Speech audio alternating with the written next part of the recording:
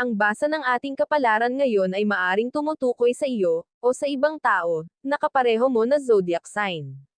Ito ay isang simpleng gabay po lamang. Tanging ang Panginoon lamang ang siyang nakakaalam sa magaganap sa ating buhay. Gawing gabay at libangan lamang. Tagalog Chinese Horoscope. August 25, 2023. Year of the Rat. Sa araw na ito ay pipilitin mong makabawi sa iyong kapareha. Alam mo kung ano ang mga nagawa mong pagkukulang sa kanya. Kaya naman hindi mo palalampasan ang araw na ito na hindi ka nakakabawi sa kanya. Maswerteng numero, 24, 25, 33, 37. Year of the Ox. Mag-ingat sa mga kinakatagpong tao dahil sa iyong online business. Hindi lahat ay katulad ng mga nauna na wala kang naging problema.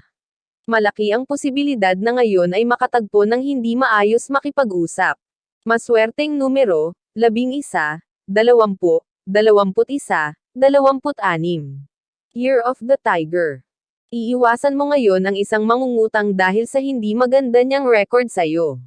Pero matapos mo itong gawin ay makakaramdam ka rin ng guilt dahil likas sa'yo ang pagiging maawain kahit pa naagrabyado ka na. Maswerteng numero, 30, 34, 47, 50. Year of the Rabbit. Isang maliit na pagkakamali lang ang magagawa mo pero hindi mo akalain na malaki ang magiging epekto nito sa isang miyembro ng inyong pamilya. Kailangan mong humingi ng patawad sa ayaw mo man at sa gusto. Maswerteng numero, 32, 34, 40, 53. Year of the Dragon. Isa sa mga plano mo ang magkakaroon ng katuparan sa araw na ito.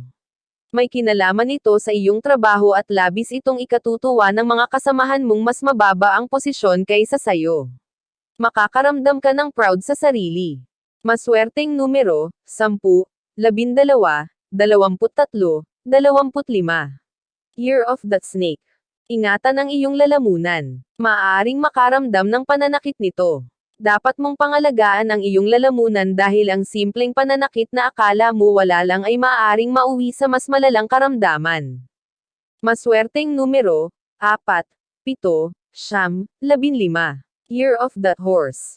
Hindi ito magandang araw para sayo. Labis kang makakaramdam ng kalungkutan at boredom. Susubukan mong mag-aya ng mga kaibigan para lumabas pero walang isa man sa kanila ang magiging available ngayon.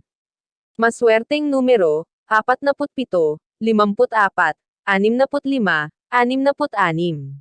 Year of the Sheep. Magiging abala ka sa trabaho sa araw na ito kaya naman hindi mo gaanong mararamdaman ang stress na mula sa bahay. Ang buong maghapon mo ay mauubos sa kaabalahan mo kaya marami kang matatapos.